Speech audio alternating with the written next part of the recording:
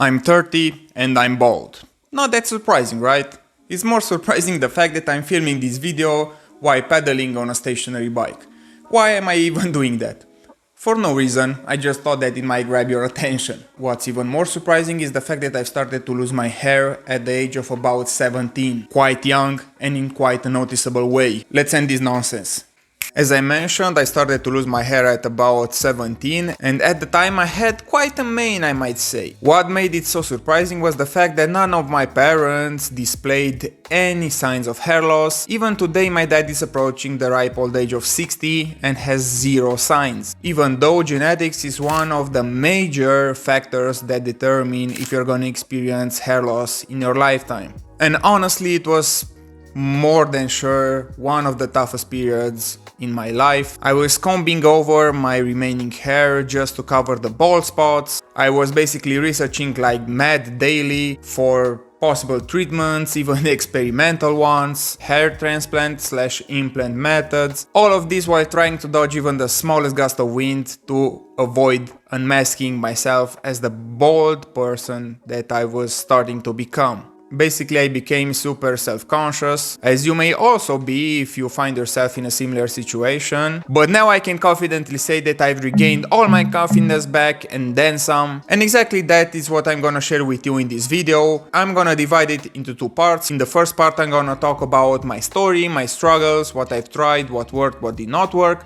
And in the second part, I'm gonna share with you some tactics, strategies, tips if you want, that helped me push through that tough period in my life and made me the man that I am today. And I'm really confident that if you're gonna apply at least some of the things that I'm gonna share with you in this video, you're gonna radically increase your chances of making some kind of mindset switch and see that there is light even after baldness. Part 1. My balding story. Besides genetics, as I mentioned, my parents are more than okay hair-wise. Another two major factors basically are stress and trauma that we can throw out of the window, because at 17, let's be honest, what are your stressors? What game you're gonna play that day? What movie you're gonna waste your life on? Life was pretty dandy. And statistics show that you may share a similar story. Basically, there is a 25% chance that you're gonna experiment some kind of hair loss till you hit the age of 30. That percentage jumps to 50% for men beyond 50, and 2/3 of the male population is gonna experience some form of hair loss or complete baldness after the age of 60. Scary, right? Now, if your answer was "you're damn right, it's scary," I'm pretty confident that I can change your point of view if you're gonna keep watching this video till the end. Me personally, I was devastated, mainly because there aren't many balding guys in their teens. I mean, it's most common beyond 30 or 40, but at 17 years old, come on. Basically, I was sure that my chances of hooking up are basically zero, obsolete, zilch. In my desperation to cover the fact that I was losing my hair, I was wearing hats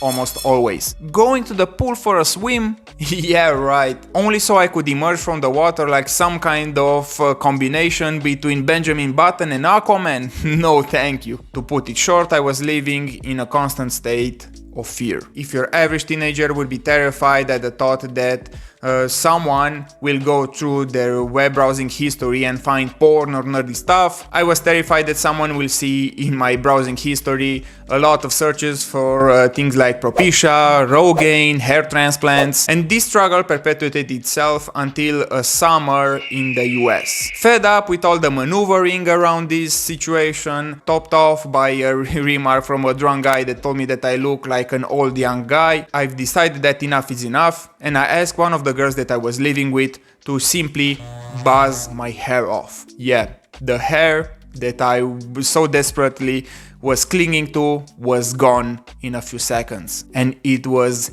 incredible. Basically, I felt the weight on my shoulders just being lifted by someone, by some magic hand. A simple act, shaving my head, set me free. After that, everything switched for the better. I mean, not from day one, but from The first evening we went to the club and I couldn't believe the fact that not one but over 4 girls complimented me on how well I was looking with a shaved head, something that a day before I thought was really impossible. Now that I'm 30, I can confidently say that that period from my life I left in the past, and since then, since I've lost my shaved head virginity, I can positively say that it's been the best period of my life, confidence-wise, self-development wise, even women wise. I thank God every day, or at least I should, that I've decided to shave it all off and not cling to it just to sport at 30 a nasty ass comb over. Because there is no situation in universe where this looks better than this. This was my short story and the end of part 1. And so now let's jump to part 2, the part where I share with you the tips that helped me push through that tough period of my life. Part 2, useful pointers. Number 1,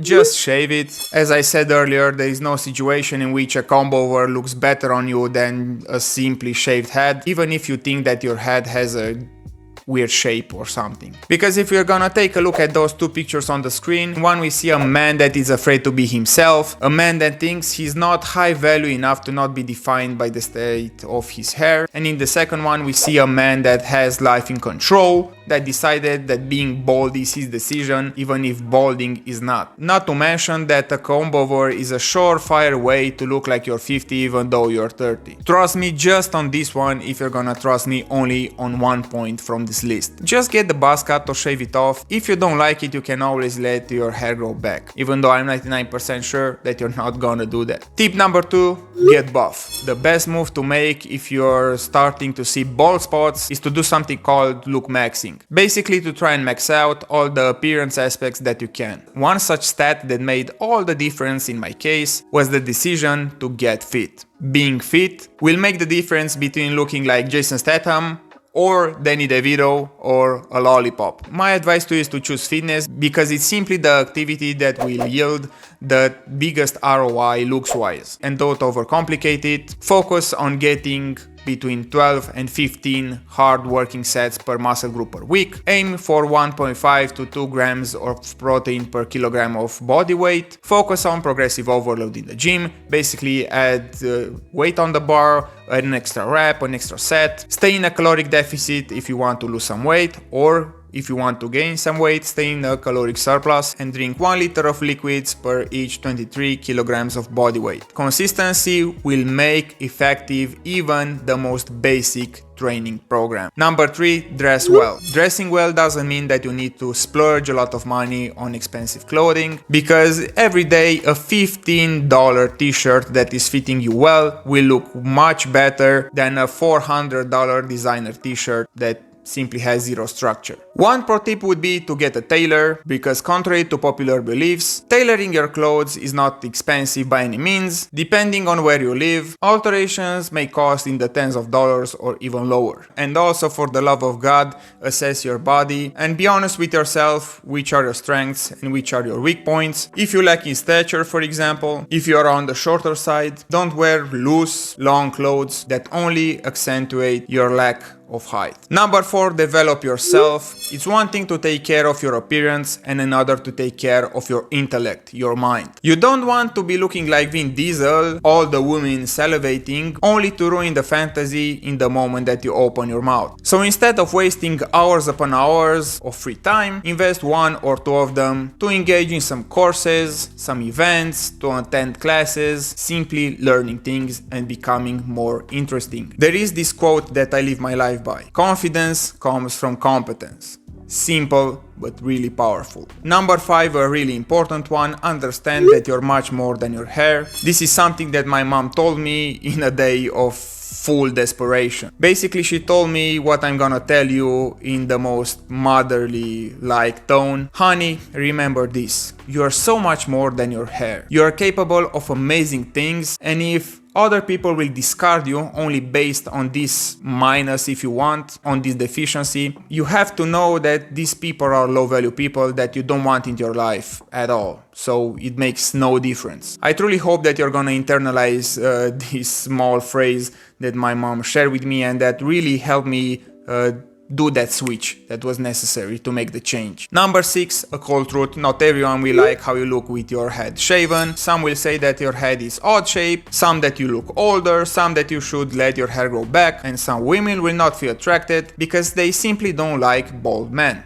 And that's okay. Not everyone likes vanilla ice cream, but that doesn't mean that vanilla ice cream sucks or that you should switch to chocolate ice cream just because of that. The single most important person that needs to be okay with this is you. If you like how you look with your head shaved, you feel filled with confidence, you're gonna exude confidence and everything is gonna be okay. And number 7, the last but not least, don't ever risk your health based on the small chance that you may regain some of your hair by trying an experimental treatment or something like that. First, I want to make it clear, I'm not a hair doctor or scientist, but I had my fair share of research when I was about 20, and then Propecia and Rogaine were all the rage. I've tried Rogaine with small to no results, but Propecia I never tried, because the fact that I might not be able to get it up just to have some extra follicles wasn't the bet I was willing to take, and neither should you in my opinion. I know that it may seem that this is the worst thing that could happen to you, to your confidence, but I raise you one. It's one thing to be bald, and another to be bald and impotent, and bald with bad skin. Choose your battles, I'm begging you. And before jumping on Propecia or booking that Istanbul flight, just give number 1 from this list a try. And here it was, a video that I've debated for a long time if I should put out, but I've changed my mind based on something that one of my forever friends told me. Basically, he said, Raresh, in content creation, think of delivering the most value that you personally can. And sharing a vulnerable story of one of my toughest periods in my life with added tips and tactics that helped me push through that, I think qualifies as useful. So I'm gonna leave you with this. Balding is not in your control. Being bald is. Peace.